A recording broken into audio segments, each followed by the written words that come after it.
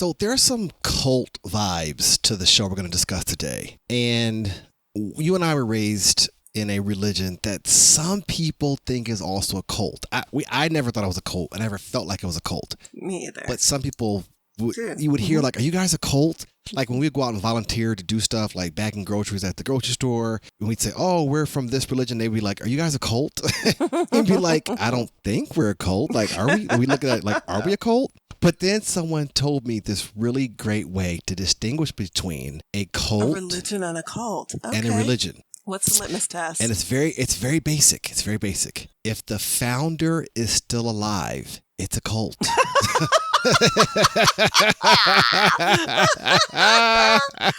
Oh my gosh. And if you think about it, it works, right? Because does. we talked about David Koresh and the Branch Davidians. He wasn't the founder, but like whenever you have like a centralized person who everyone looks at as like infallible or all-knowing or super wise, it's just creepy. Yeah. Like it's just real creepy. And if you can kind of like, if that person dies and your belief system is maintained, then you've kind of transitioned into a religion. So that's the basic notion. Okay, well, I feel much better. We were not raised in a cult. All right, let's start the show.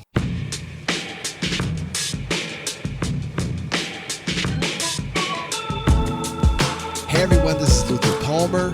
And I'm Jovina Scott. And welcome to One Episode Stand, OES, One Ep Stand. Any of those work for you? One Ep Stand? I like OES, even though the first time you asked me what it was, I couldn't remember. Right.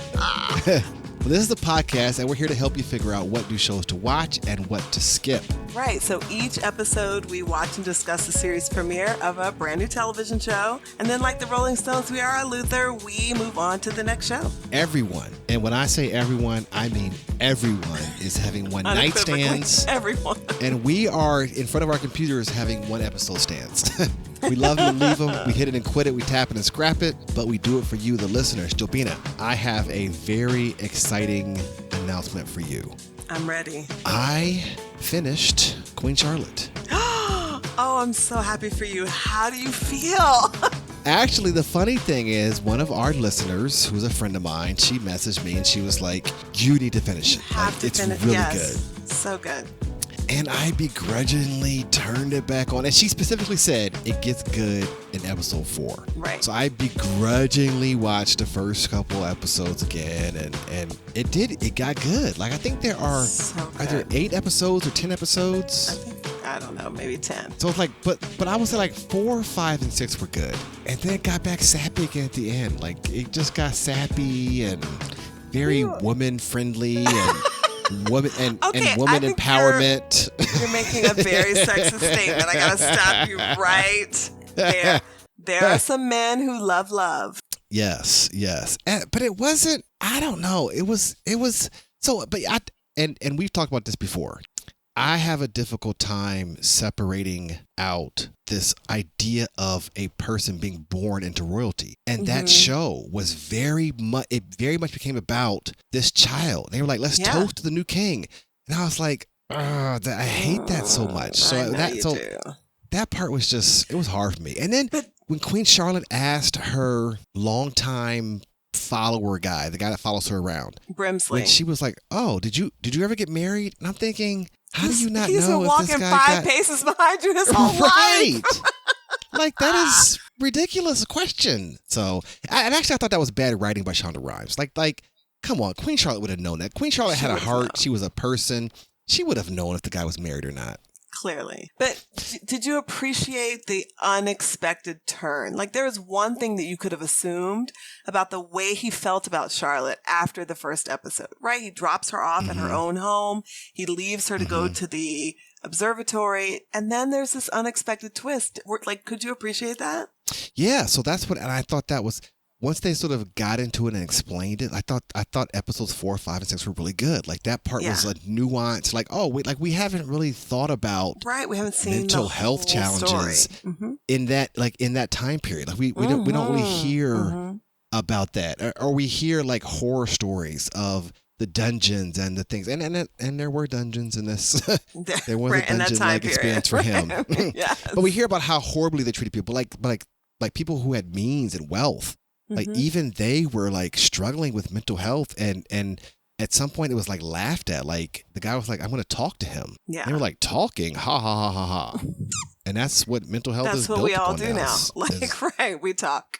And 500 years from now, people are going to be laughing at us. Like, what were they doing? Talking? Like they were sitting on couches? Like how ridiculous do they look? It's all about hydrotherapy.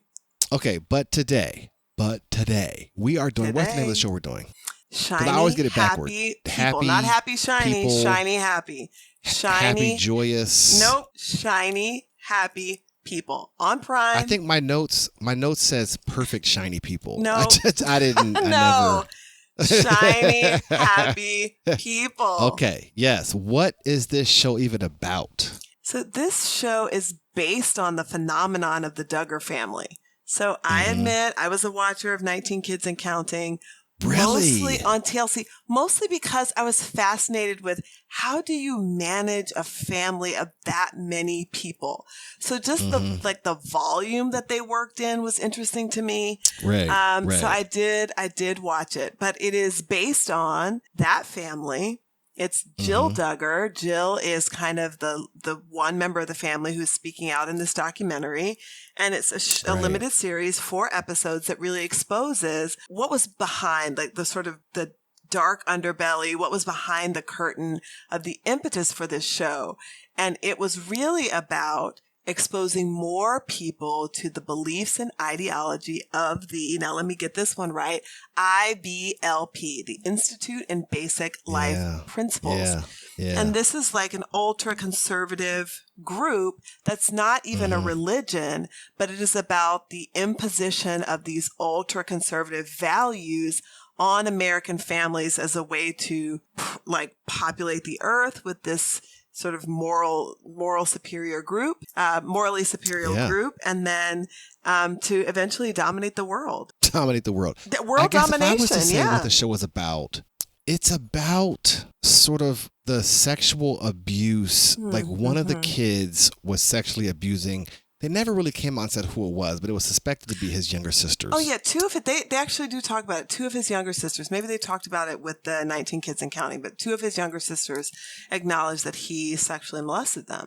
Right. Okay. And then like sort of the rise of this family, the rise and fall. I think what I would say the show is about the rise and fall of this. Are they Duggars or are they Duggars? Duggars, for sure.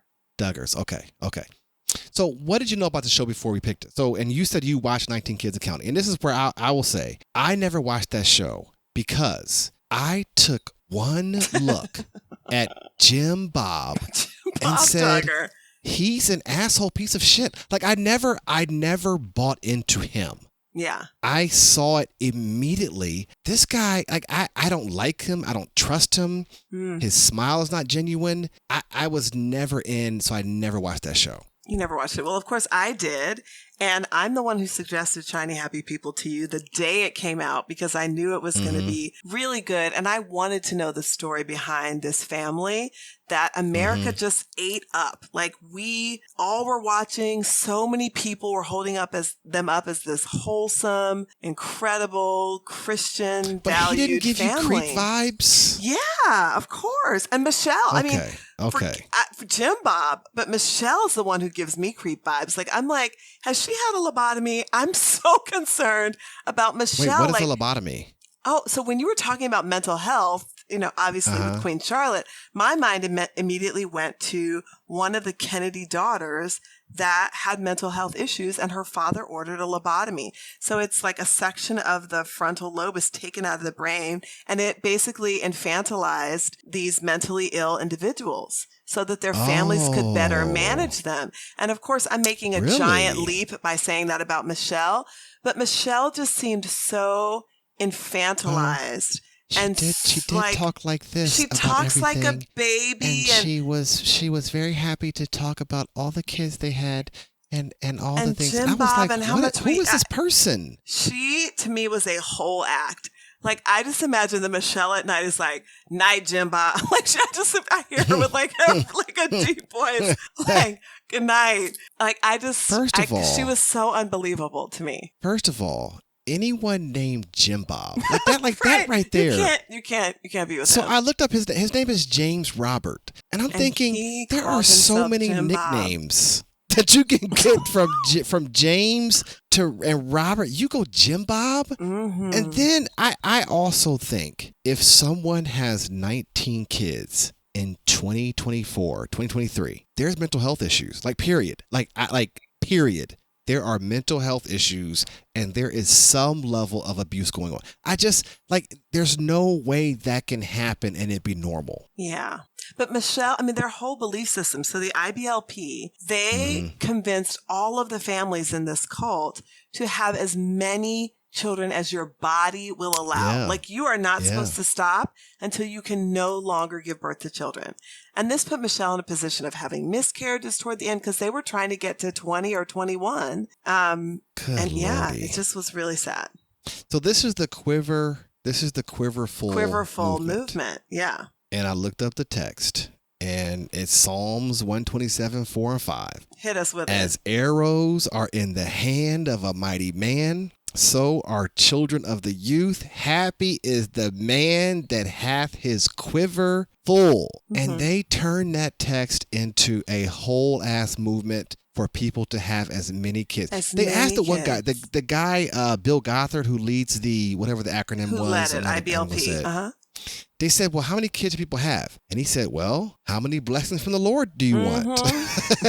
And then mind you, he was not married and he didn't have any. Oh, he wasn't? No, he was like, no, that was the thing Joanne, that you're Jill, lying. I'm telling you, Jill Duggar you talks are lying about the fact. to me. I'm not. She says, like, no one questioned, or one of the women that was being interviewed said, no one ever questioned why this man who is telling you to have as many kids as possible has never married and has no children. Like, how does he build a whole homeschool curriculum and a whole institute about how to live your life as a family when he has no family? I am speechless. I almost want to Google to fact check you because do it. That is so freaking ridiculous for him to build this empire on family values. Yeah. And like you said, homeschool, all these things, have as many kids as you possibly can, and he has none. None. I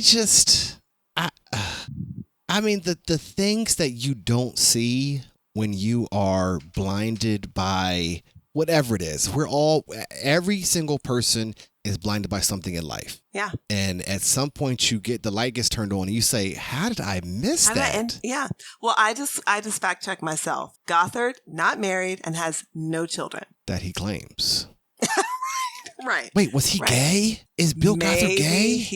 Maybe so. I don't know. But he has no children. He's never married and built an entire empire and cult on family values. Because in that time, I don't think birth control, I know birth control was not what it is today, right? Right. So either he was forcing women to have abortions or maybe he was just asexual. Maybe there is that third possibility. I'm going to confess to having watched the whole series. He was not asexual. I was like, I can't let you go down that road. Was he gay? No. He was actually an abuser of young girls. Oh, so they had this whole institute, like this, I forgot what they called it, this big, huge training center, these IBLP training centers. And he had a type. So he liked blonde hair, blue-eyed girls, and he would pick them out from these quiverful families and tell the family, you need to send Jessica out to the training institute to be my personal student. And he was trying to touch them and exposing himself. Is he in jail? No, he's not. Is he dead? Now that I don't know. Bill Gothard. Is Bill Gothard. Hey Google, is Bill Gothard dead? It doesn't look like it. He's 88.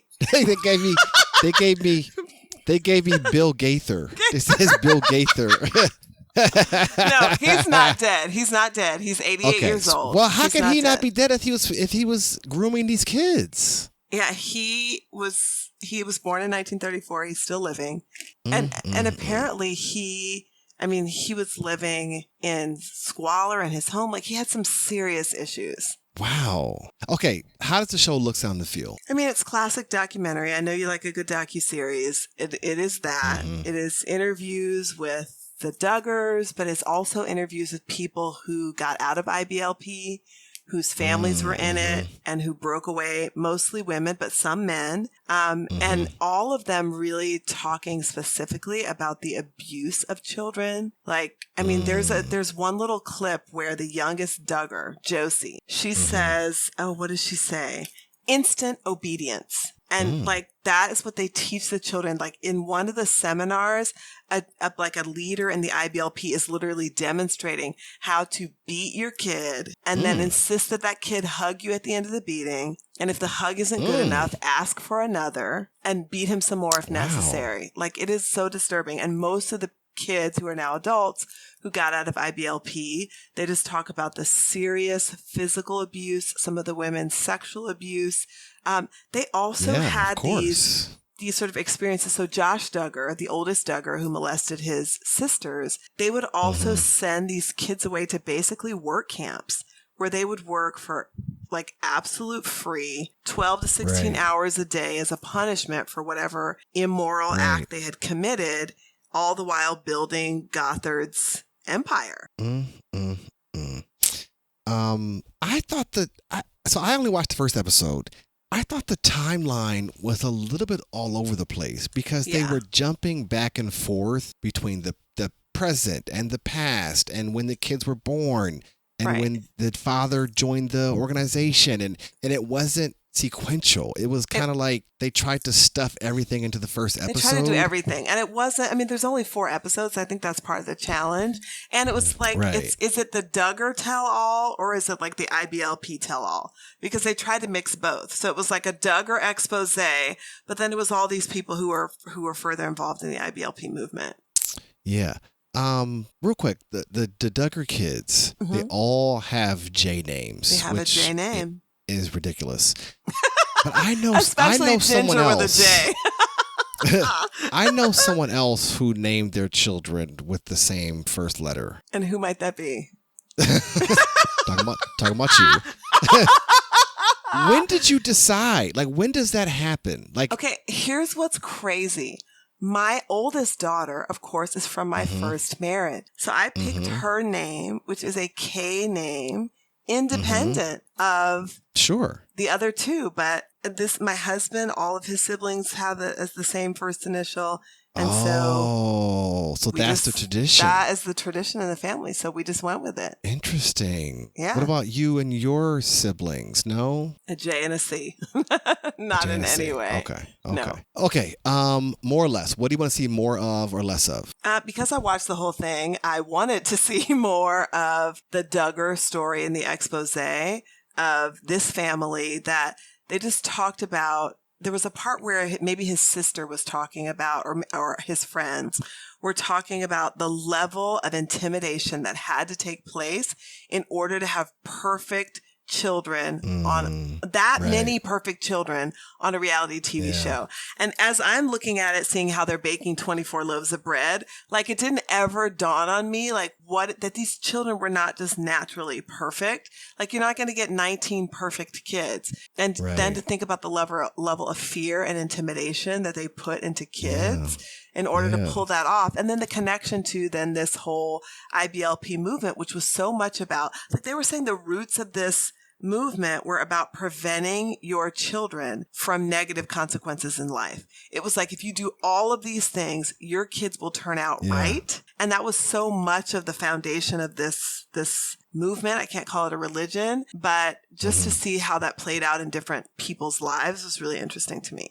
So one of the quotes that Bill Gothard says is, "We have for every one of you the answer on how to conquer any habit you have." And I was like, why would anyone believe that? Like, why would anyone believe that this guy has the answer to all of life problems? Every life challenge. And I guess what I heard when I've looked into cults in the past, when I've looked into the occult in the past, they say that one of the things that get people the one type of person that's susceptible to a cult is people who like very easy answers to very complex problems.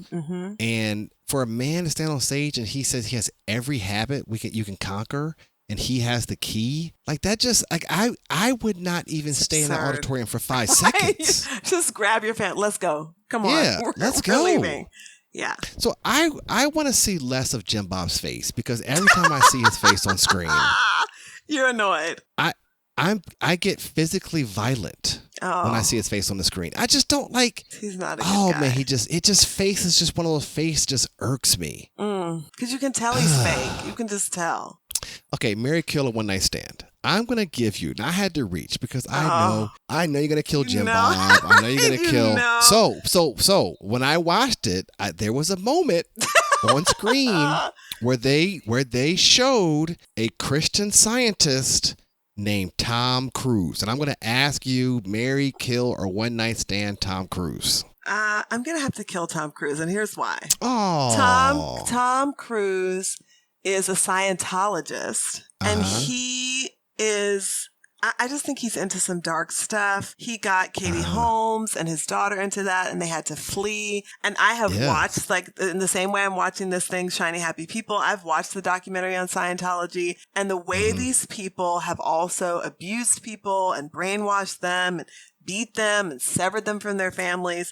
It's a no for me on Tom Cruise. Sorry, Tom. So I said Christian Science, but is that the same thing as Scientology? No. Scientology and Christian Science are two different faiths. And he's a Scientologist. And he is a Scientologist. Oh, okay. So you're going to kill him on the basis of his religious beliefs. I just think he's done a lot of bad, and they do a lot of bad things. So it's a no for me. Sorry.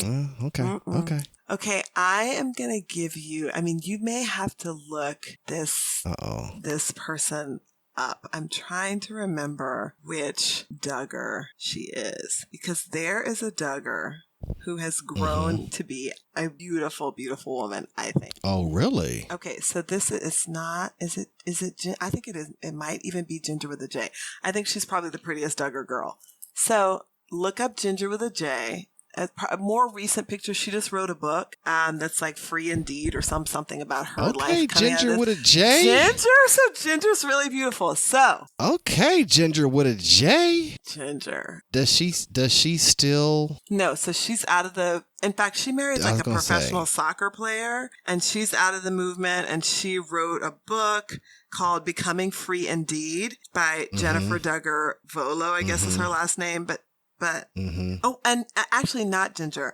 I'm sorry, Jessa. Oh, Jessa is the best looking Duggar. Okay, Jessa. Google Jessa Duggar Seawald. All of you all listening right now, Google Jessa. Jessa's the best looking Duggar. Jessa, and she did not write a book though.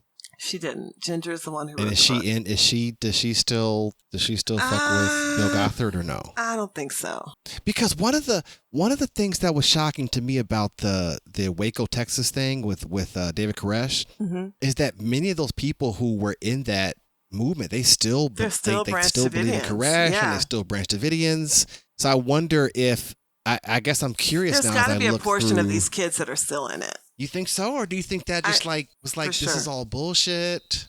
No, I think there are definitely. I mean, the ones who are speaking out are very public, so you know that. Like, I think Ginger. What was the one that was on the show? Golly. Jill, Jessa, or they're out, but I don't know about maybe some of these boys as well. I am looking through Jessa. Sorry. I'm looking through her Instagram, and it's a one night stand for me. It's not a marry. It's not a marry because she's portraying this. I don't know, this wholesome family image. Super wholesome, yeah. I don't want that. Like, I'm not interested in portraying that. Like, have we learned nothing? Maybe so I'm not. out. I'm out. She's cute though. How old is she? Really pretty. I don't know. Because I feel like she might be like 21 years old. Well, and they all got married so young. Yeah. I'm a one night stand, Jessa. On the strength of, and plus she's got trauma to deal with, and I don't do good with people who've been through trauma. Yeah. That's just not my lane. So I know she's real cute, actually. Yeah, Jessa's. Okay, I Jessa. think she doesn't really look that much like her family. I'm like, Jessa kind of came out a little different. Oh, goodness. Right. Jessa reminds me of somebody I went to high school with. But anyway, okay. Like I think does that cover it? I think did we nail it? I think we did. So something else that Duggar. I still can't get you it got to right. go with Duggar. Duggar. Mm-hmm. So one of the things they talk about is that this whole idea of overpopulation is a myth. Mm-hmm. And then he says, James Robert says the entire world's population can fit in the city limits of Jacksonville. And I said, what? Like, huh? Right, you're like, oh my God. Yeah, but it turns out it's true. They can? Like, yeah. If you give each person 3 square feet, so 3 square feet would be like, I cannot stretch my arms out. Right. Enough to turn around. Like every person in the world, if you give them 3 square feet, they could fit inside the city limits of Jacksonville. What? Now, I don't know why they felt like that meant the overpopulation is a myth. Like, I don't know why they thought We that. don't have enough resources for all those people, whether they're standing Right. in Jacksonville or not. But I had never. Have you ever looked into the overpopulation issue? Like why people think that we're overpopulated? So I mean, of course, you're right. So there's resources, and how quickly we churn through resources because of people, but also the population is exponentially increasing. So that's just unstable. It's not like we're adding 10 people every year. We're adding 10, then 100, then 1,000, then 1,000,000. It's just it's going up and up and up. So it's unsustainable. So the idea is that I think they said in 2080 we will reach the most people that can be sustained. And I think the scientists are saying it'll peak for 20 years and then the population will go down because like in China, they had the one-child policy. Mm-hmm. Other places will start to impose these types of things because there aren't enough resources. And they also talk about there won't be enough jobs. So as, automation and things happen, you're gonna have, 20 billion people on the earth, but it's only going to take 500 million people to feed everyone. Mm-hmm. So then all the other people there just won't be enough work for people. Yeah. So it becomes unsustainable. And so I don't know if those numbers are right. It's kind of like the global warming numbers. They were a little bit off. I mean, it's still a big issue, but those dates and times were a little bit off, and there was some speculation there.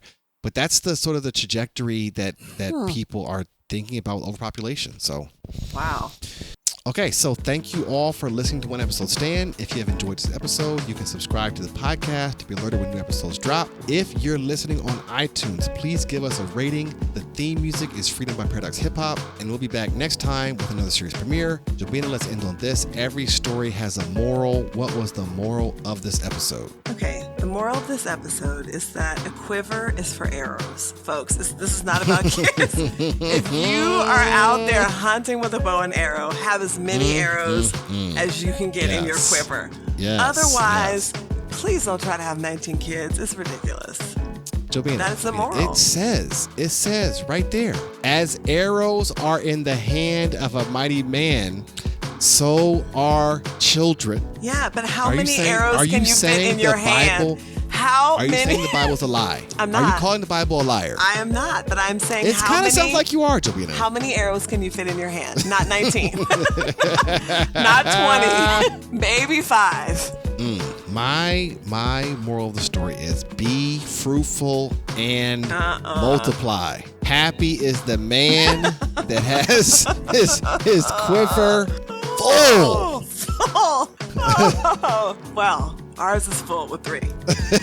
Right. Well, yeah, that's the other thing. Yeah. Woo, we got this one kid. Our quiver is full. Yes. Some people's quiver is full with 0 kids. If you have 0 kids, your quiver can be full. It can be completely full. Hey, that's my moral. You don't have to have kids for your quiver to be full.